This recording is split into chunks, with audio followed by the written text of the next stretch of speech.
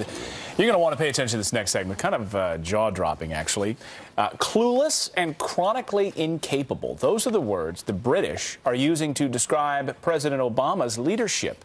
But wait, wasn't his presidency supposed to restore the world's confidence in America?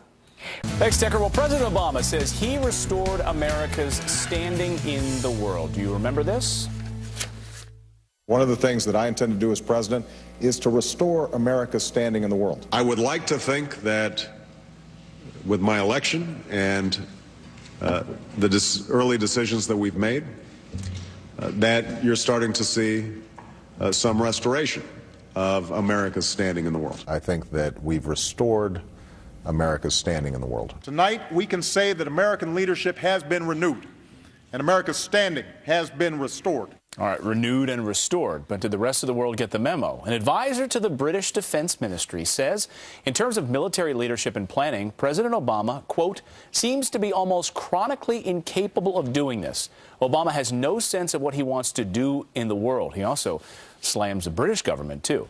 Michael Kay is a former advisor to the British Minister of Defense, and he joins us now. Nice to see you this morning, Michael. Hi, thanks. First of all, is this odd for an senior advisor in the Defense Department there in Britain to speak so openly about this? He's slamming David Cameron as well. No, you're right. It is quite a candid statement that he's come out with, but effectively he's been hired to be that impartial voice. So I think people want to hear it whether it's good or whether it's bad. So I think, he's actually fulfilling his job, albeit slightly candidly in this case. Yeah, certainly candidly, because some of his words are pretty harsh in this statement that he puts out there. To the president's point, though, of the United States, restoring confidence in the world. Has that been done? What is your take on this senior advisor's comments about that? I think it's an incredibly hard thing to measure, but let's look at the baseline of where President Obama started in 2009.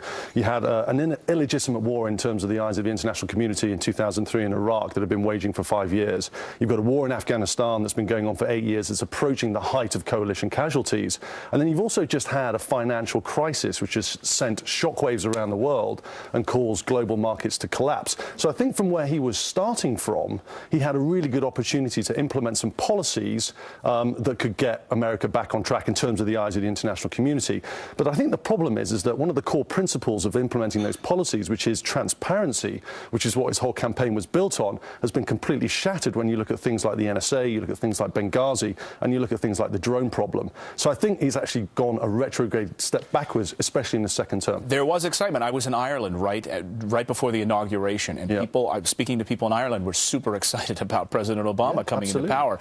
It seems, though, that maybe things have shifted dramatically. Robert Gates, our former Secretary of Defense, and this British counterpart seem to make the case that the president is disinterested in foreign policy, as if it's something that's not even on his radar, and he has no plans about it. What are your thoughts about the comments from the British government? I think the ball has definitely been dropped on foreign policy, not just from the US, but from the UK as well, and the West. In fact, I'd actually argue if the ball was actually ever picked up in terms of foreign policy. But if I can try and be a little bit objective about this, is that the president has had some severe competing priorities since his election. If you look at home, he's had a very sluggish economy to deal with.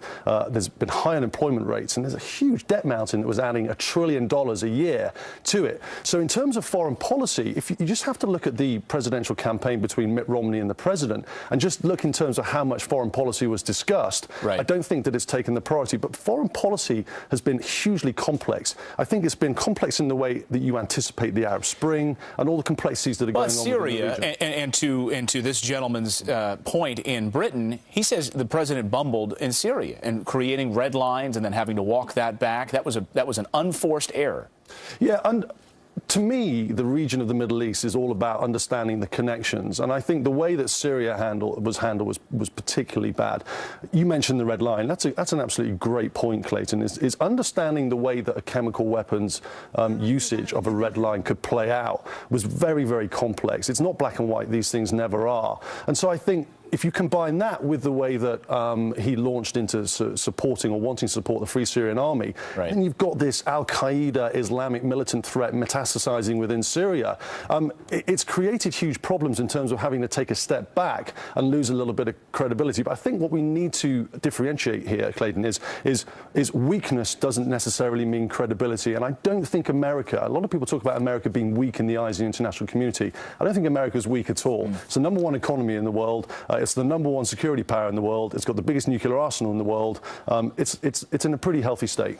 Michael Kay is a former UK Ministry of Defense advisor. We appreciate you joining us. Thanks for having me. Thanks so much. And a sharp dresser, by the way.